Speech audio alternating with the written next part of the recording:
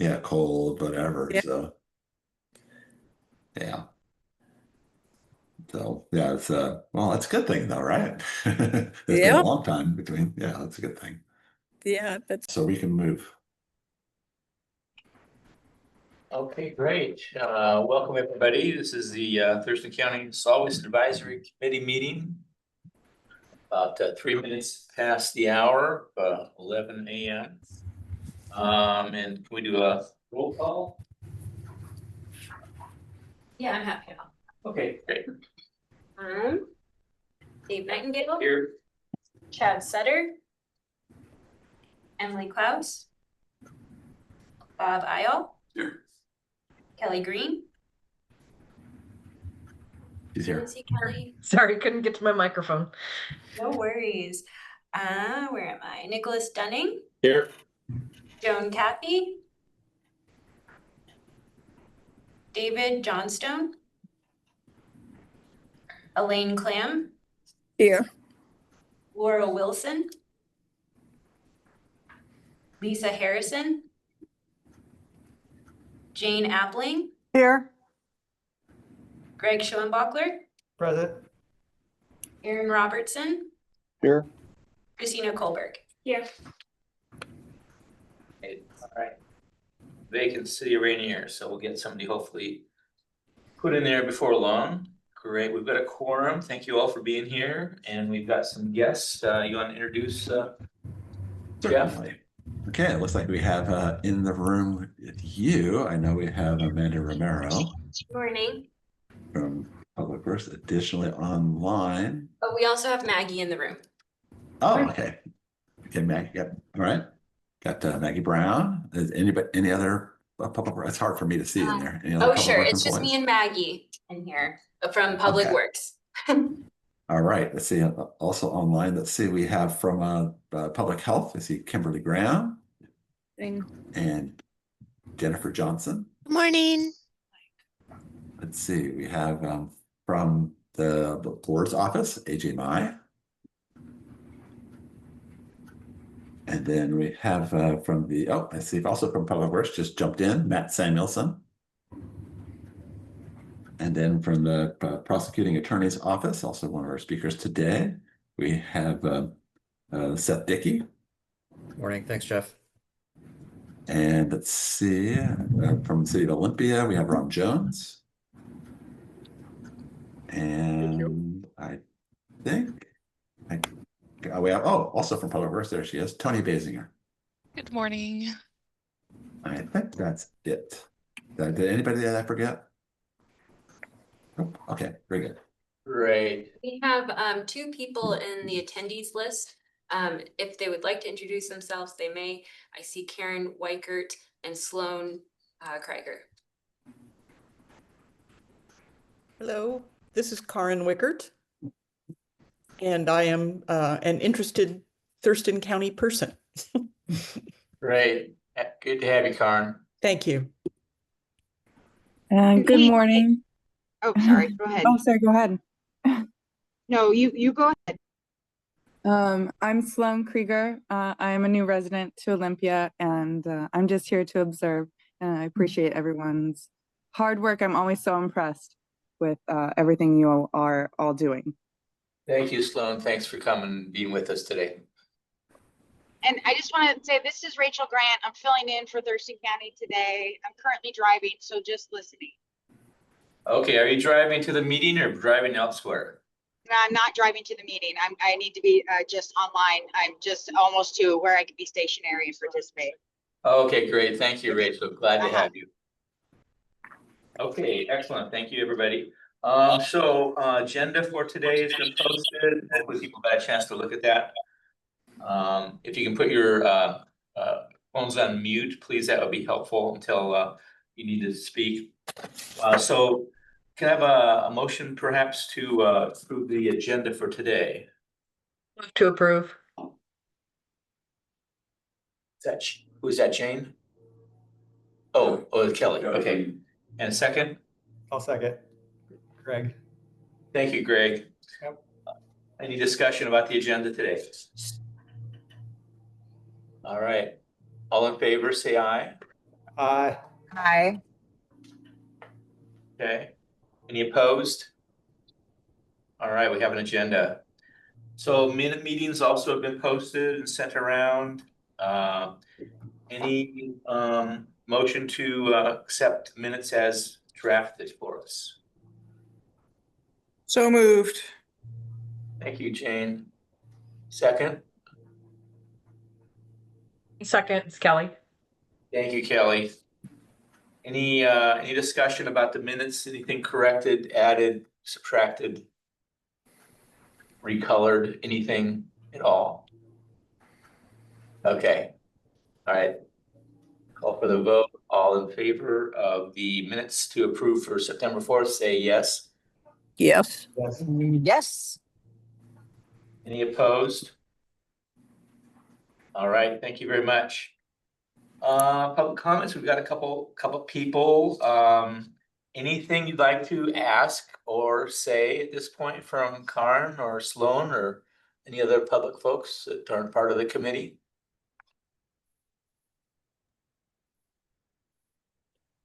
This is Karen. I guess I'm not certain how to know what y'all are planning to do with the EPR bill that was passed and how that will affect things or how you'll pick things up or whatever, or whether there's a place for folk who are interested in that to do something with you. I'm just trying to figure out how that will or will not be picked up in Thurston County. That's one of my issues. And if I really wanted to add one, Yeah, go for it. okay, I hope you don't mind. I'm going to do this. I think I popped in a while back and told somebody I've moved here from Nashville, Tennessee. And I have to say that in Nashville, we were able to recycle our vacuum packed things, with you get like for I don't know, oat milk and whatever it is, and you can't here. I'm just going to say I am really surprised because not saying that there's a difference between Olympia and Nashville, but there's some difference. So if y'all could let me know why it is that we can't and whether we have some plans, you don't have to do that now, but just want to put that in there saying y'all are behind Nashville. Okay, great. Well, we don't like being behind Nashville, certainly, but so let's just I see Amanda's taking a note on that. So why don't we come back to that and we can address that perhaps next month and get our recycling experts. I'll just say, just in general, typically we can recycle things where there's a market that's affordable, and that's usually what drives things. There's also other parts of the discussion, but I'll just leave it at that for now. And the EPR bill, you're talking about the Recycling Reform Act? Yes. Okay. All right. So let's put that maybe as a potential future topic then, the Recycling Reform Act, which is about packaging and paper, stuff like that. Yes. Yeah, this is Maggie. I just wanted to let you know that working with Laura and getting in touch with Dan and the ecology team to do a presentation related to the Recycling Reform Act. And it looks like that there's a strong potential for that to be in the December SWAC meeting agenda. Great. I'll let Laura provide a little bit more information on that and confirmation. Okay. Yeah, and if there's people interested in that particular topic, ecology is soliciting, they've got a whole website on that, and they are soliciting people to be on their advisory committee right now. So if people are super interested in that, you can go on the ecology website and find out all about it and presentations and stuff that they're doing. So anyway, great. Thank you for that, Karen. Appreciate the input. Anybody else public comment? Okay, great.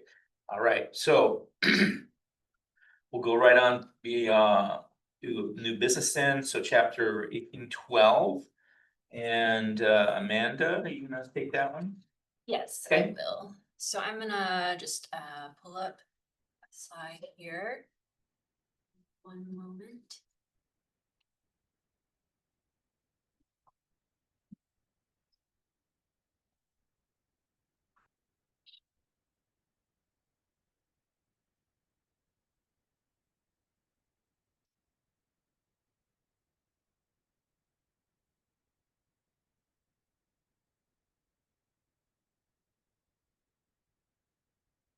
All right, can everyone see that?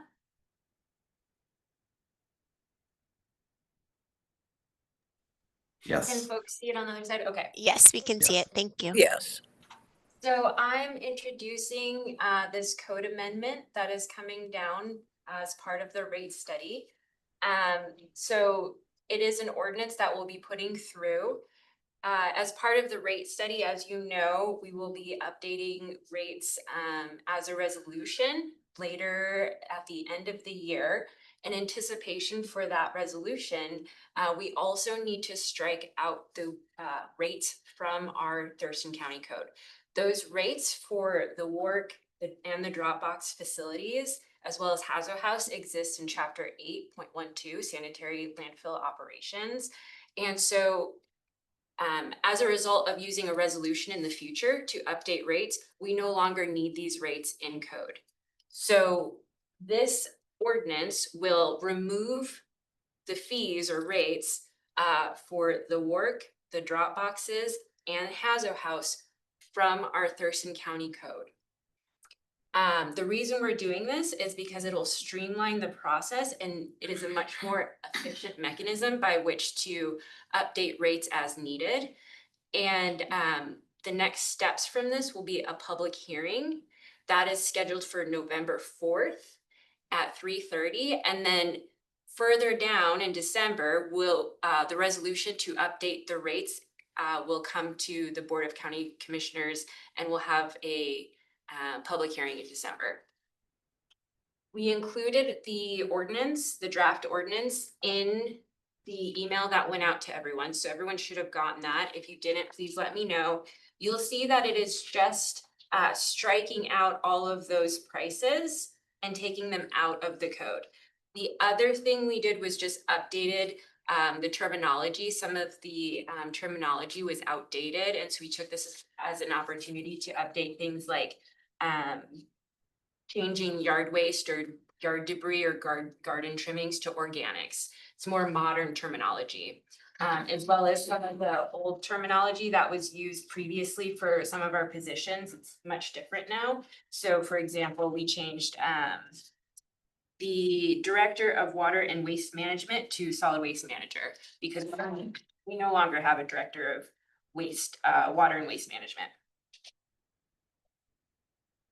Does anyone have any questions? I can explain more around this process.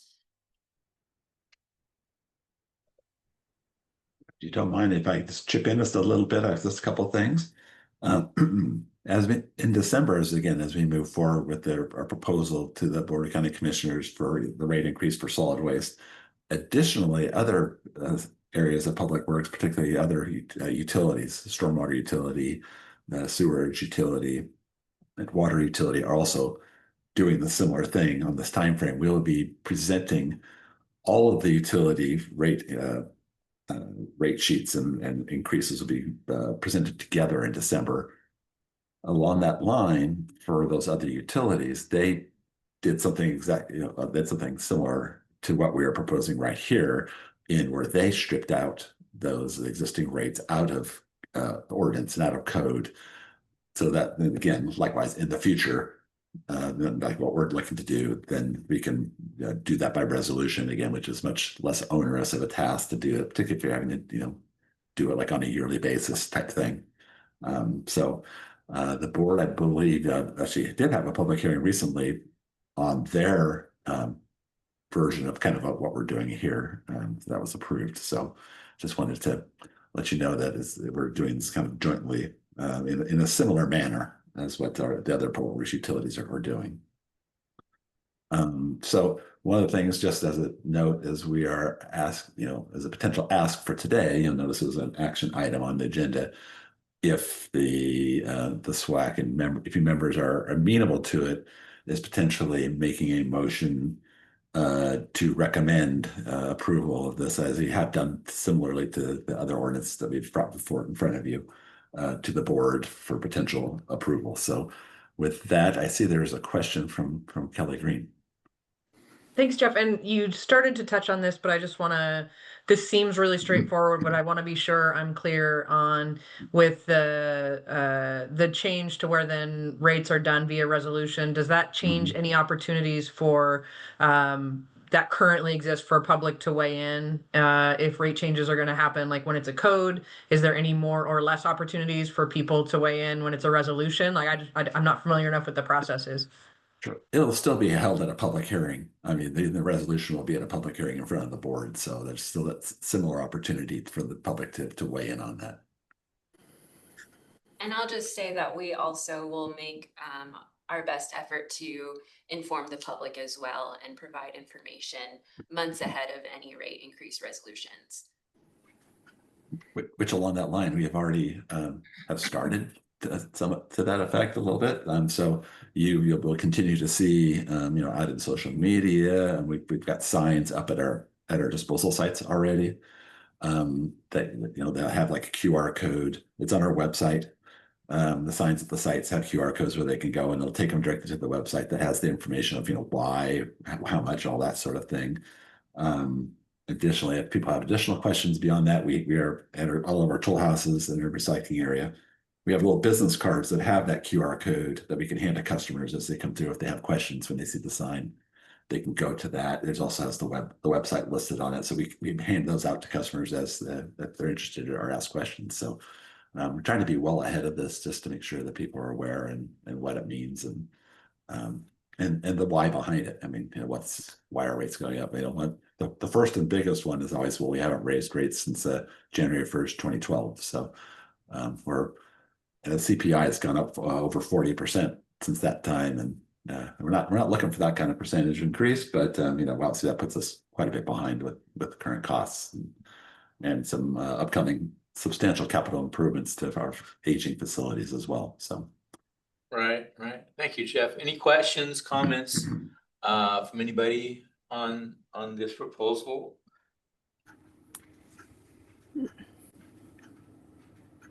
I had a couple. Go ahead. I was just gonna say I'd be happy to make a motion to recommend this change to the commissioners. Kelly. Is that what I'm doing? Go right ahead. Well, that's my motion if that's the correct verbiage that we need. I apologize, I don't have it in front of me. Okay, so I understand your motion is you're recommending to the commissioners to adopt as changed as written here. It's my motion. Thank you. Okay. I'll second that. Thank you, Greg. Yeah. So any discussion on the thing? I've got a couple of questions, not really about the changes, just about things that I didn't know that. We got a little time, so I'm going to burn it here. So Jeff, on the under tires, it says all tires will be weighed. And does that actually happen? That is how they're managed right now. It is by weight. It's not by tire. Yeah, it's a weight charge, not a per item charge currently. I just thought that was curious. I know there's kind of standard passenger versus truck tire weights and that sort of stuff, and cost a lot of times is by item. So I didn't know if there was a big history. That is correct. There's a lot of places that do it that way, but that is not how it's been done here to date. Yeah, I just wondered if that might be a more efficient way to handle it if we did it by item as opposed to by weight. Do you know why it's by weight? Nobody knows. Okay. All right, that's something that predates pretty much all of us, I think. Yeah, me too, probably. Okay. And the other thing was under CRTs that were charging people for CRTs, but there's an e-waste thing, e-cycle, that EPR thing that we used to have next to the Haswell House. Used to be a trailer from Goodwill, and that's gone. So does this still make sense to charge if there's an EPR program out there? This one actually is very specific. This actually it's more of a deterrent fee, because our goal is because technically a customer can toss that into the garbage technically, but we would prefer them to go, and we actually have as we get those people that show up with that or call ahead of time, we refer them to the e-waste sites, which there's a number of those within Thurston County and around us. But sometimes people are just absolutely just like insistent. I know I want to dump it which is, so basically it's a deterrent fee to try to reduce, or give them more incentive to actually go do the better thing with that. You're trying to get people to do the right thing by not really making it easier to do it at our. Correct. It is a deterrent, like I Okay. said, it's a deterrent fee. That's, I think it's one of the few that we have, but it's one that's very specific to get them to take it to an e-cycle place instead, where And they it can is do on that for our- free. It's on our wish list to bring e-cycle back, Okay, especially after the reconfiguration. That's a hope. That is correct. And so in the Okay. planning of that, we are thinking about space. hopefully that'll be something in the future then, okay. And then, so then we'd have to then go back and change the ordinance then if we did that at that point, in the future. Oh, the idea with fees, of course, would be, again, it'd be through resolution versus digging Okay, into the Nate. ordinance into. By resolution, can they just say 0 fee then, and then to deal that way? Exactly. Oh, okay. Yeah, and to clarify, I think my thought is that this is, even if we had an e-cycle spot, we would say people may still try to bring their TV over the scale out of, convenience or something, and we would still charge because we would say, please take it to the e-cycle over there, on our property if we had that. That's my understanding of it.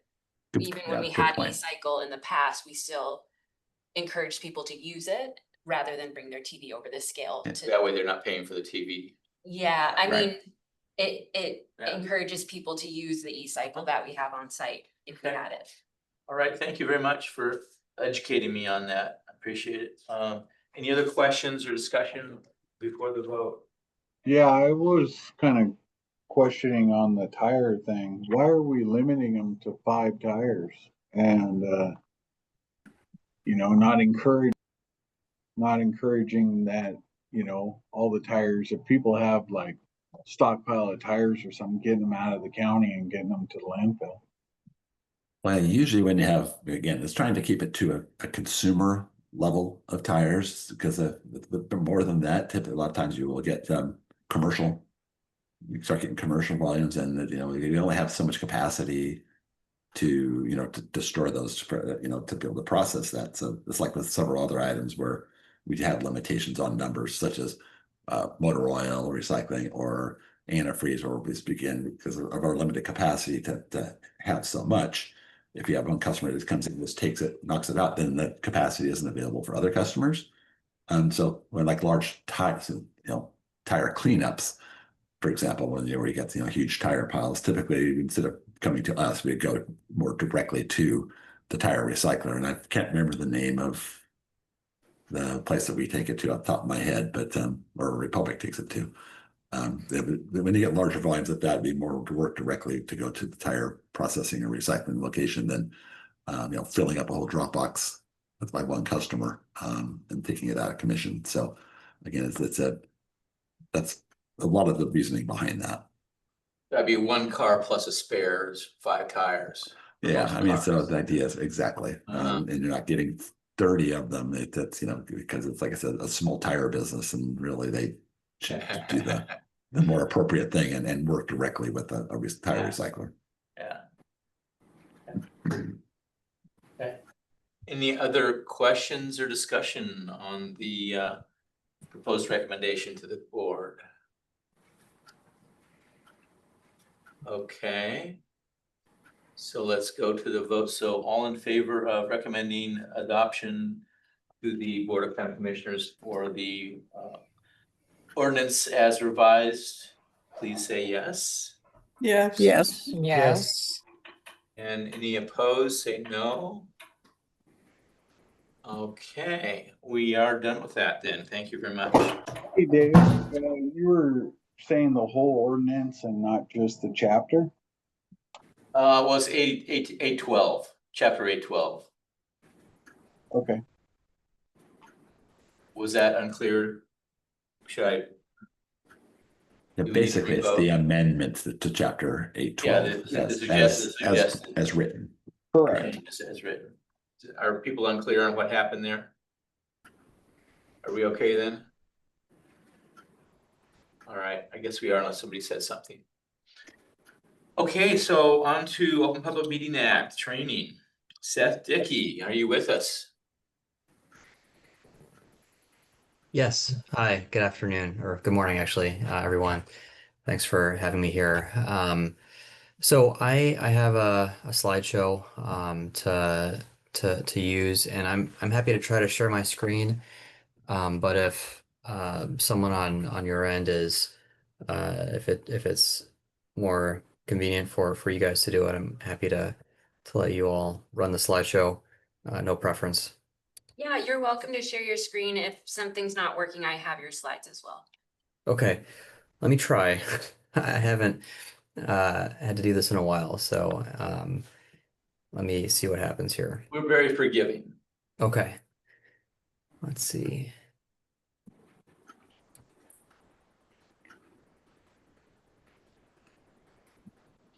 And I actually need to go back a few. I'm already ahead of myself here. So, does this appear to everybody as it sort of, does it look normal? I've got my monitor here in a sort of vertical orientation, and that might be messing up your formatting on your end. Can you see this slide clearly? SWC Yeah, OPMA it's pretty training? small because it's showing it in a vertical format. So it's Okay. Yeah. actually, Amanda, you want to give it a shot and see if you have Sure, better yeah. luck? Let me pull them up here. So go ahead and Or I'll unshare. stop sharing. Yeah. There we go.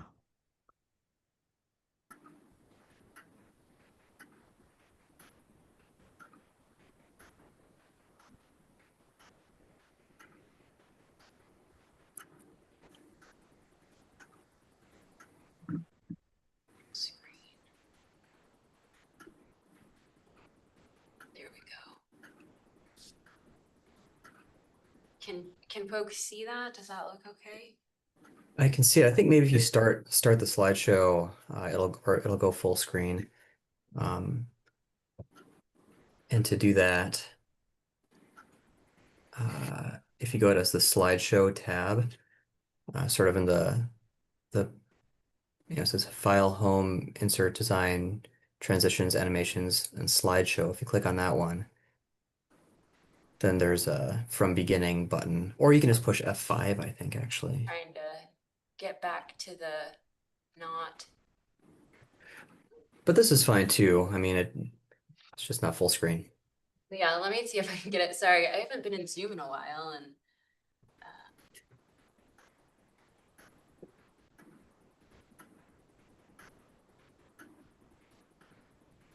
where's the full? So under slideshow to the right There there. we go.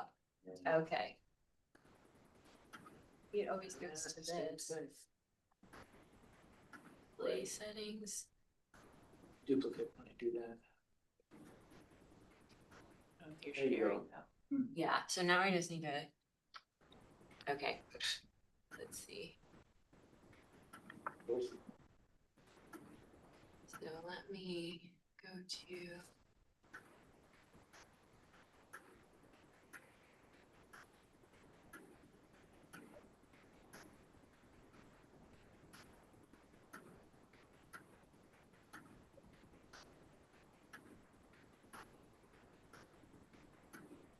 There we go.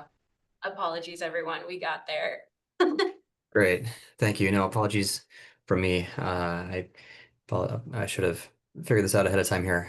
But yeah, thank you all for taking a little time out of your agenda to listen to me talk about the Open Public Meetings Act.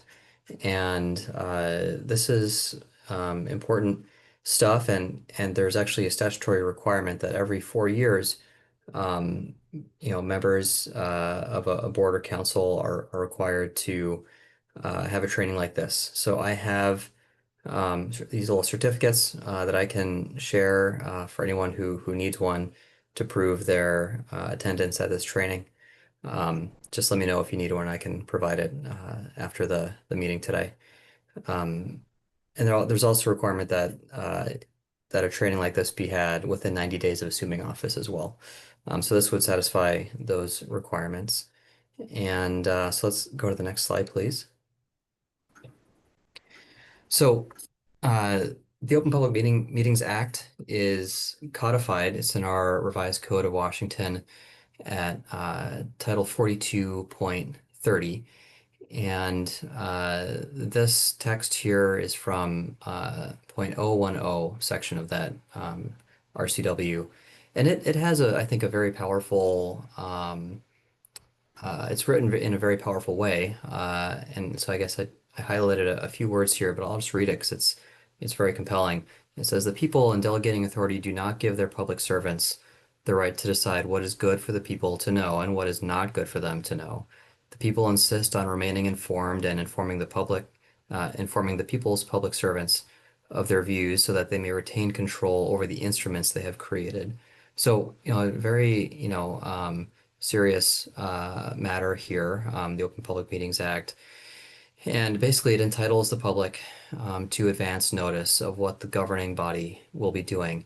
And the public must be allowed to attend and witness the governing body's discussions and witness how each member of the voting body votes. I don't have a special slide on this, but there's also another provision in this law that prohibits conditions on attendance, which has been construed broadly, by courts, to include the ability for the public to record, audio or video of a session. Prohibiting that would be placing an unlawful condition on attendance. So it's kind of similarly to the Public Records Act, I think courts are very defensive of the public's right to exercise their ability to attend and their ability to have notice of a governing body's matters. So next slide, please. On that note, I guess I'll kind of sort of start this presentation a bit by talking about, what can go wrong, what the penalties are for non-compliance. And, out of the gate, any action that can be taken, that is taken at a meeting which fails to comply with the OPMA is null and void. So it sort of can defeat the action that was taken.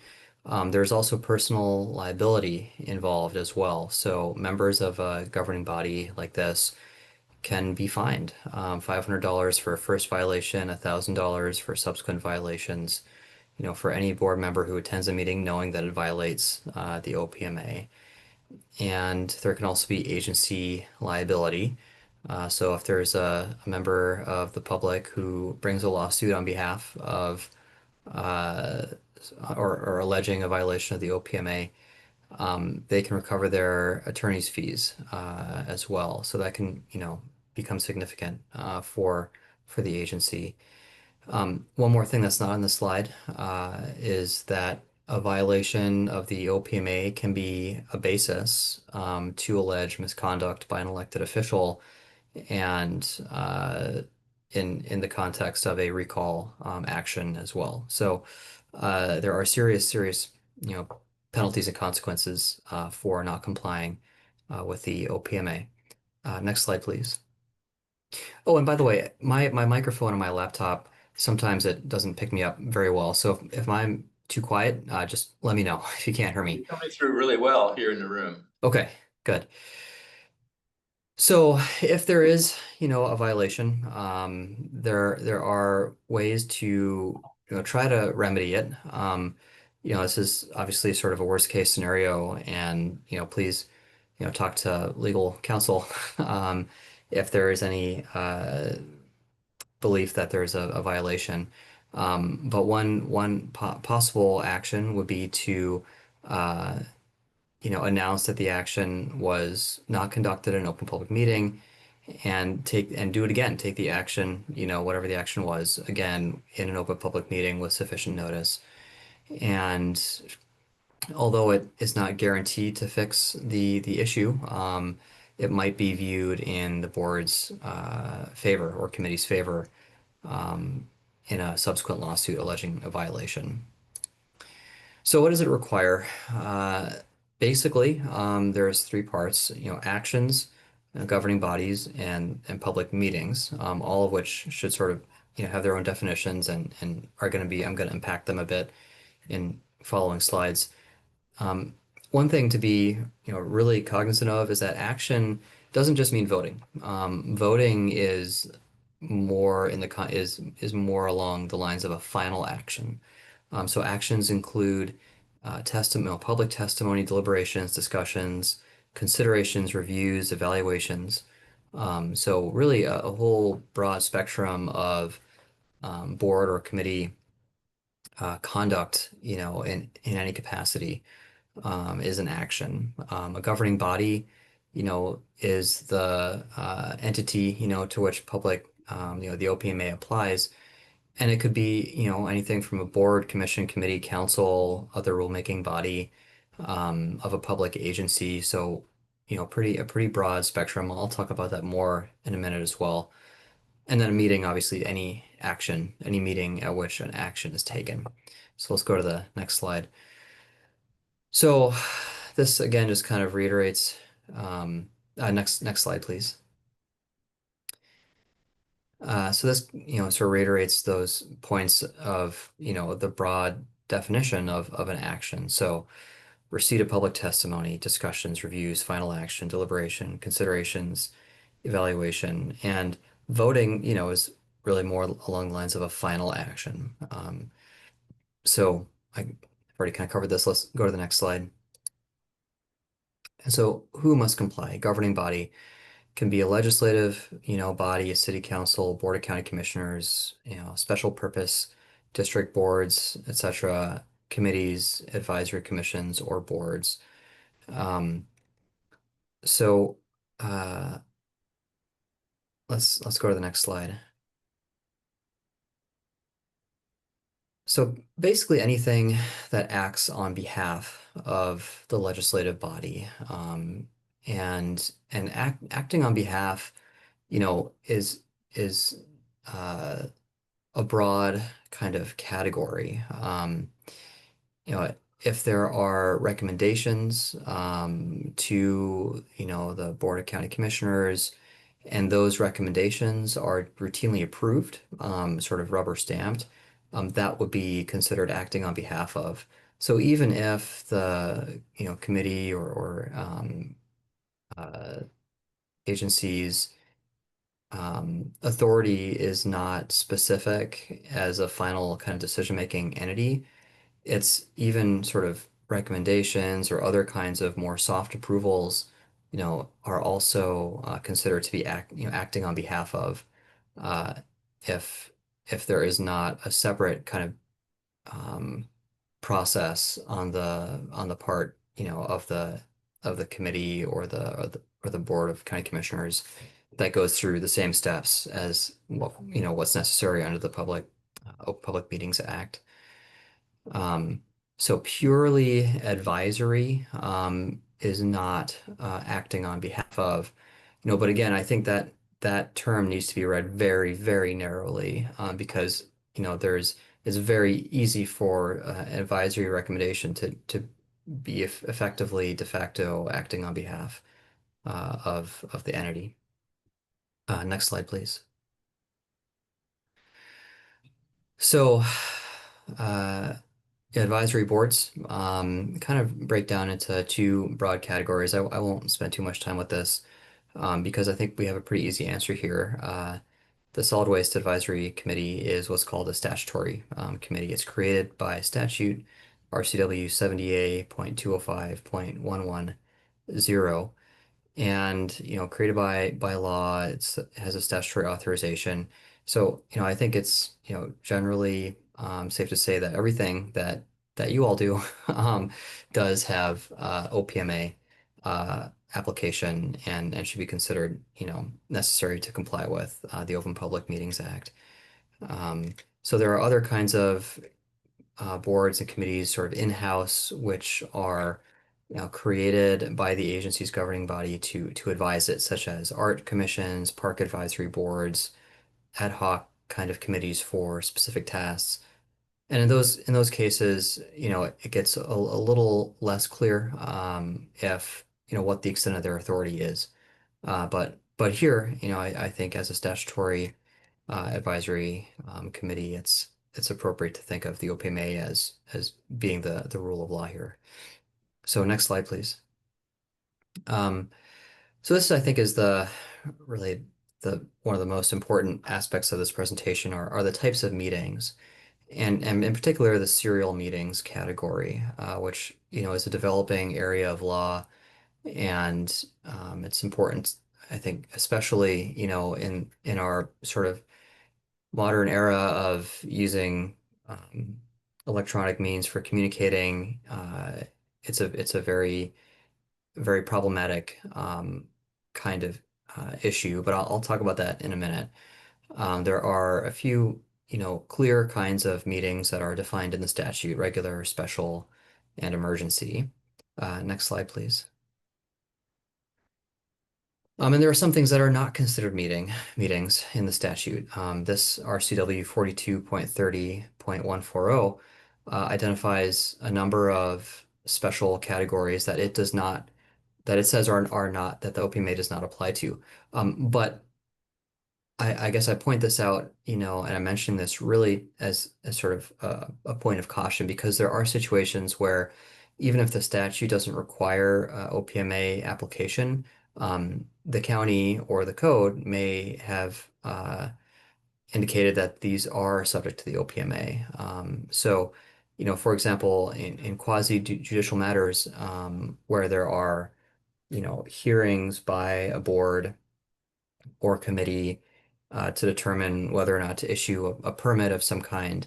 Often those hearings have been uh, sort of identified as, will be sort of administered in a way that will comply with the OPMA.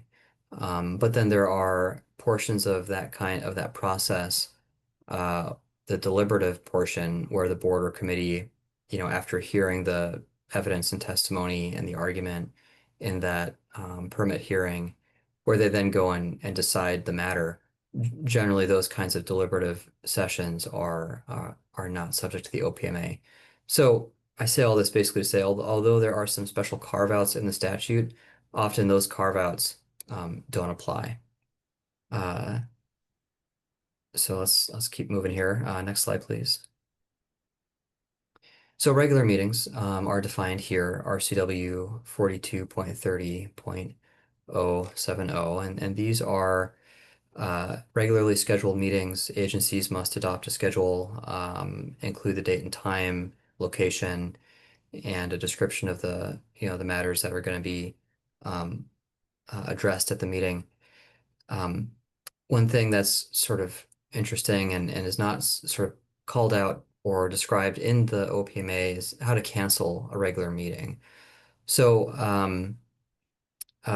there's, like I said, there's no clear instruction here in the act itself, but generally, I think a good practice would be if the agency or council knows in advance to prepare a notice of cancellation, to state that the meeting is rescheduled. If there is no advance notice of the need to cancel, then whoever's present, a member or clerk, if there's no members present, can adjourn the meeting on the record and indicate that it will be adjourned to the next regularly scheduled meeting, and then post on the door and on the website the door at the meeting location or on the website that the meeting has been canceled. Next slide, please. So then special meetings, also in statute here. These are, basically any meeting that is not a regular or emergency meeting, those being the three kinds: regular, special, and emergency, that are defined in the statute. It can be called by the chair, and there are certain notice provisions for members, unless waived, generally 24 hours.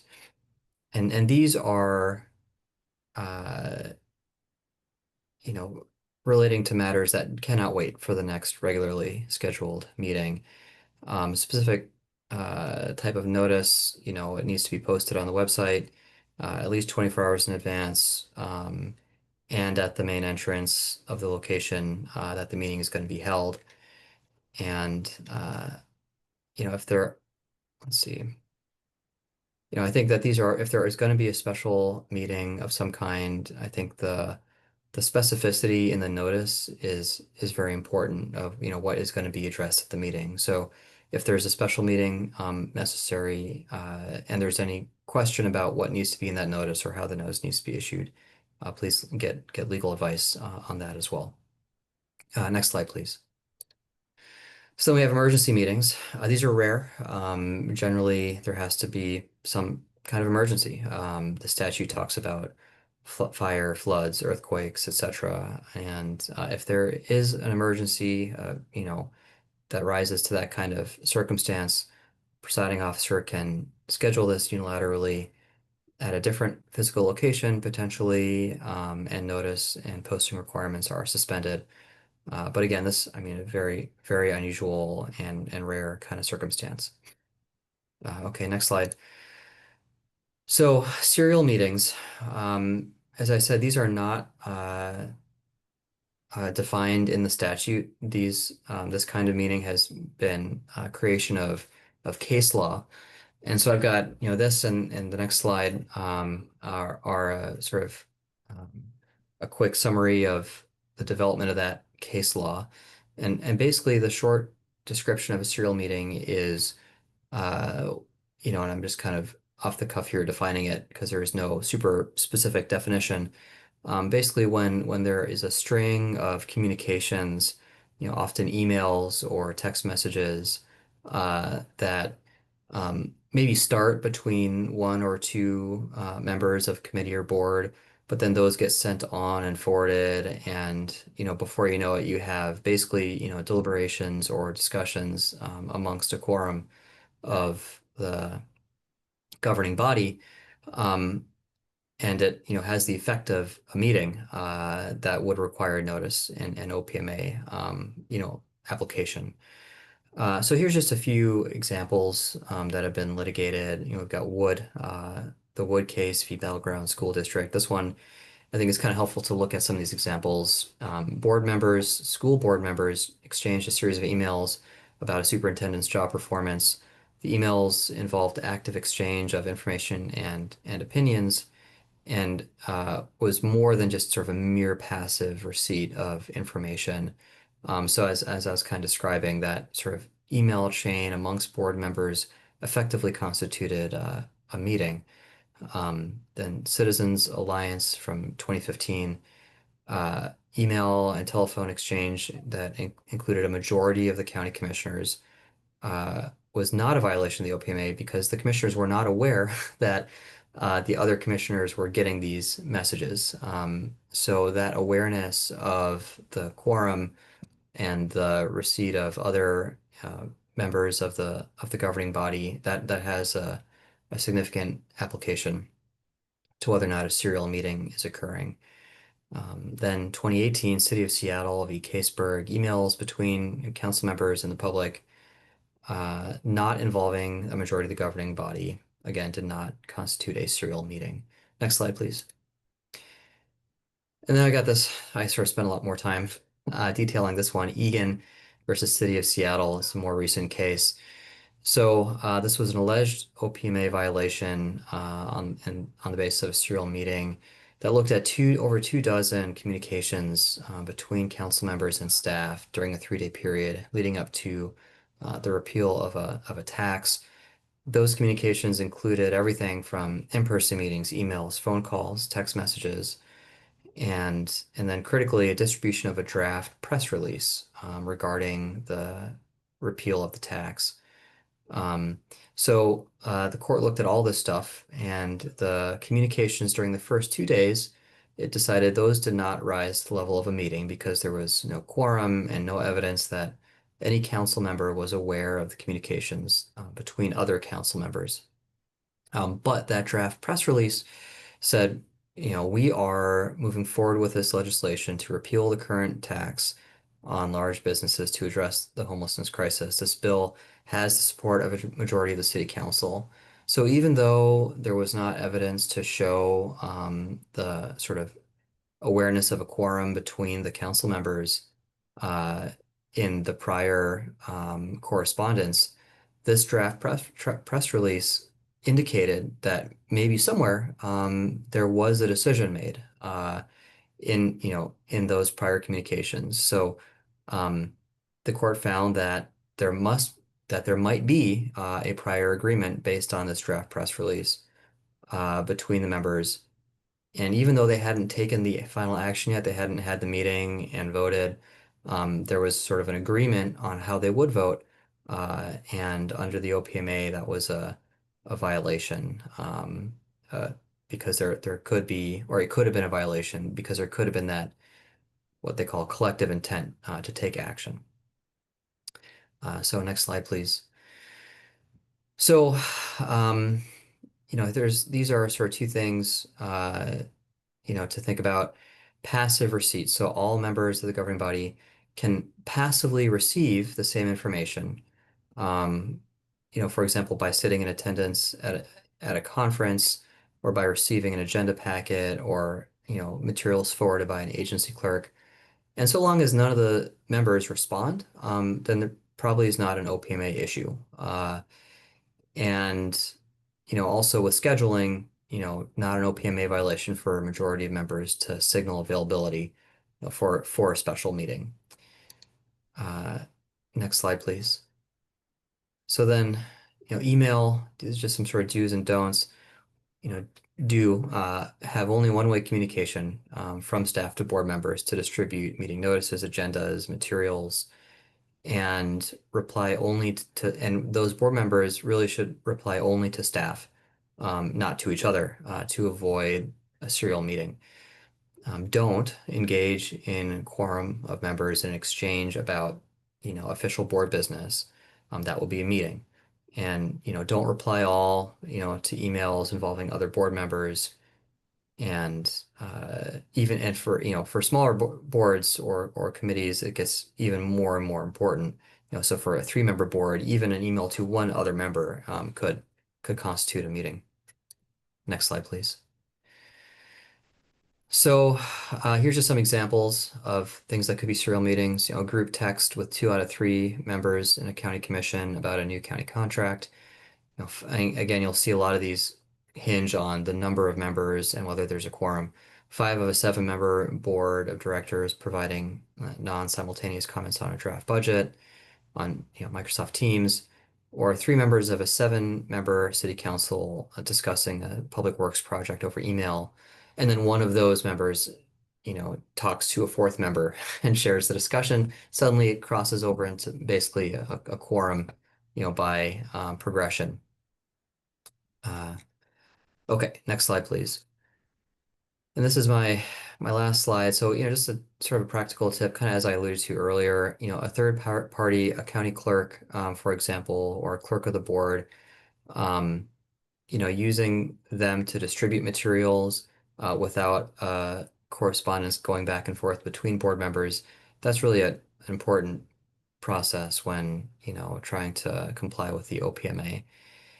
And one quick note, just on notice, this is sort of a non sequitur here a little bit, kind of leaving the serial meetings context, but just because we're at the end of the slideshow here, want to note, generally, public notice, the OPMA requires the governing body to have online at least 24 hours, right? But I just want to note that there are often statutory exceptions to the general practice 24-hour notice period for OPMA issues.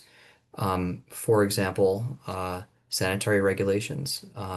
We have a special statute about that. We have RCW 36.32.120 that says whenever a county makes and enforces sanitary regulations, that requires a 10-day special notice period.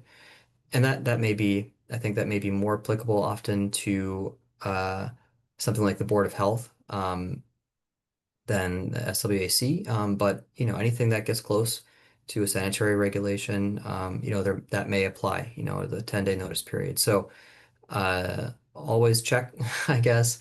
Don't rely on that 24-hour, baseline period, because there are other instances where longer periods may apply.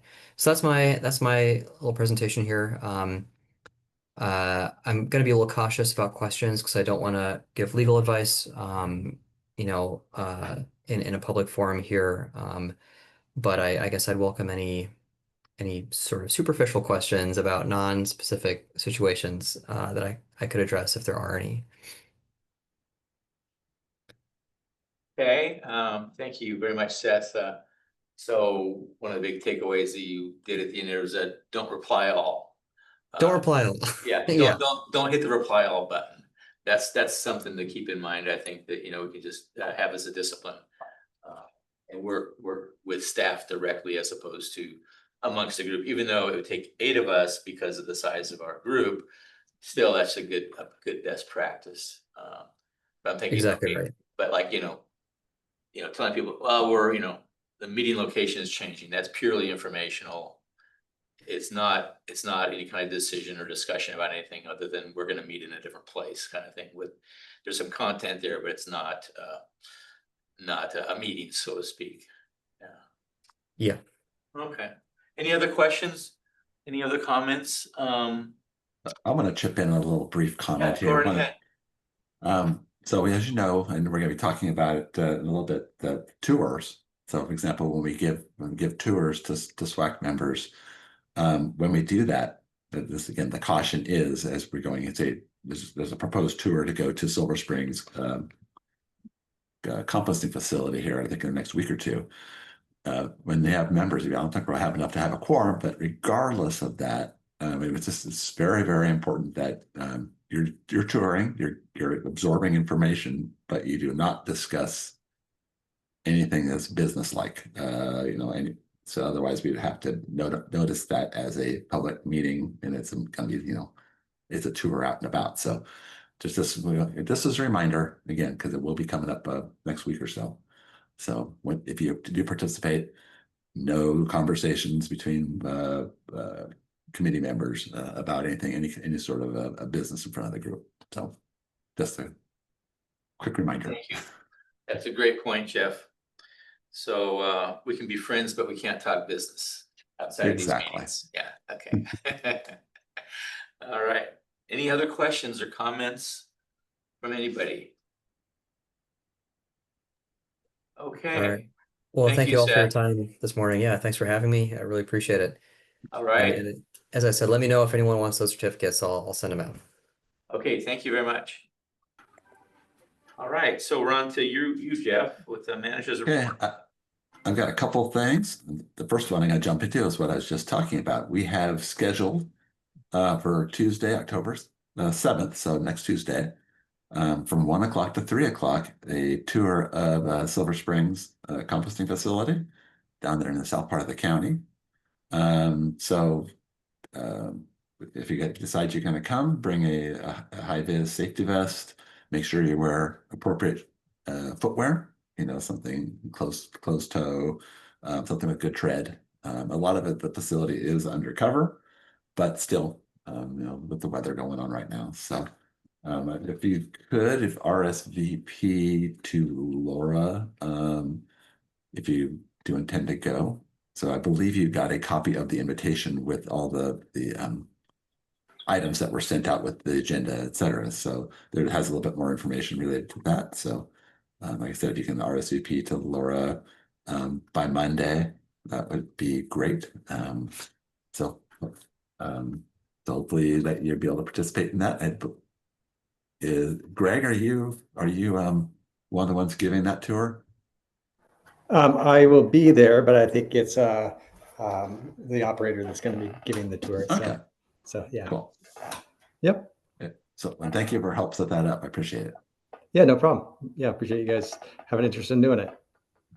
Yeah, I've been out there. It's a cool facility. Actually, I think you guys are gonna like it. So, so that's the one. I don't know if does anybody have any questions about that one before I move on? No? Okay, great. One other item I wanted to talk about just as an update.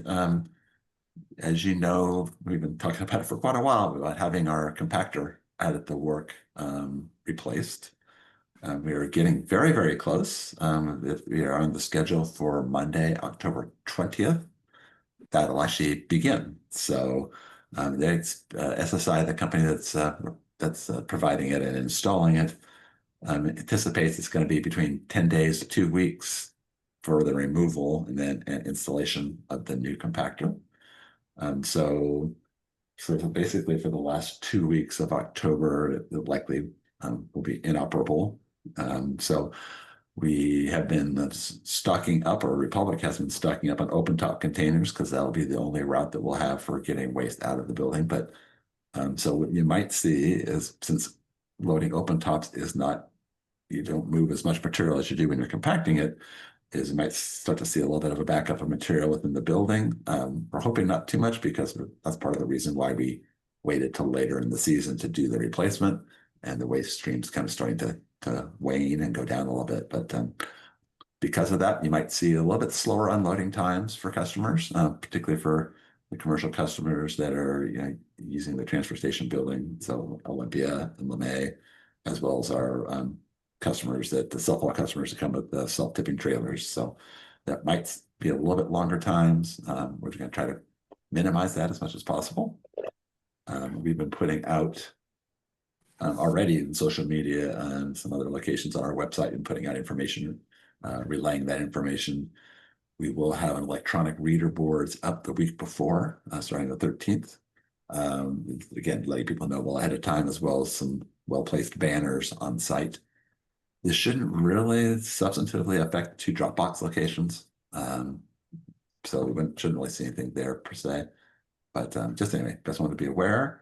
The compactor that's being removed is then going to be relocated kind of to the back corner of our property, where we will sort of mothball it, with the thought of, it's fairly likely that when we build the work reconfiguration, when we build the new public transfer station building, that we would basically have that more or less gutted, the old compactor, where they basically strip everything except for the main chamber, and then put all new parts on it, and do that and put that into the new building. The main reason for doing that is it's a substantive cost savings, well over $1 million less than purchasing a new one, where basically everything is new except for the chamber itself. So anyway, that's coming up. We're excited. We actually had a pretty good summer this summer without I probably just jinxed myself without having any downtime, but we'll be excited to have a nice brand new compactor in place. So I don't know if anybody has any questions about that. Hearing none, that is what I have for today. So, Jeff, so I know this Silver Spring site, it's not gonna be obvious where to park there. Is that gone out in the message as far as where we're actually the people, and we're gonna try to carpool down there or something, or? Yeah, as far as carpooling, I think it'd probably be between.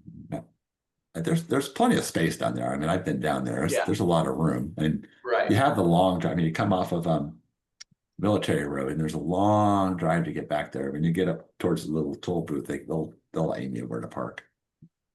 There's not always somebody at the toll booth. That's why I was wondering if you're thinking of a default place to park or something. I can help with that. So yeah, when you go in the driveway, you'll pass the scale and the scale house, and then if you just continue straight back, follow the signs. There's another office building back there, and you'll see other passenger vehicles parked. And so it's just you just follow the signs back, and you'll see all the parking. Okay. It's pretty straightforward as far as how it's routed. Yeah. Go past the scales and find the building to park next to then. That's right. Yeah. The office in the back is pretty visible once you get past the scale. Great. Thank you. Yep. And I don't know, Jeff or staff, we were talking about doing the Sutter Metals also. Is that still on the agenda for some time future, or? I believe so. For in the Sutter facility in Tacoma, is my understanding. Right. I think we're probably looking either might be after the beginning of the year. We'll take a look and see how that scheduling goes. Okay. All right. Great. I don't want to lose that. Absolutely, it's still on our radar. Cool. All right. Okay. Well, we have time for some roundtable now, which is great. If you want to start off, Amanda? Yeah, I'd love to share a couple events we have coming up. So this Saturday, we are going to be at the Thurston Conservation District's Harvest Festival. That is from 10 a.m. to 3 p.m. at the South Union Grange. And we will be doing a pop-up repair table for clothing and jewelry, as well as having some repair activities for kids. So you can come see us there. And then we also have a Recycling 101 presentation on Wednesday, October 29th. That is going to be virtual from 6 to 7. You can register on our website for that if you're interested.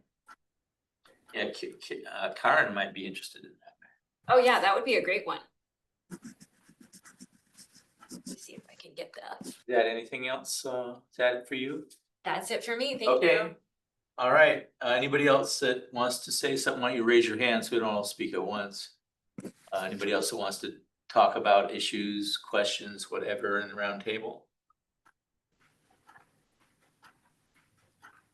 Not seeing any hands being raised yet. Okay, looks like a negative on that. So, okay, I guess we'll have to end early. If you don't mind, I guess we're adjourned. Thank you very much for being here, everybody. Thanks, everybody. Thank you. All right, bye-bye. See you guys. Thanks. Thank you.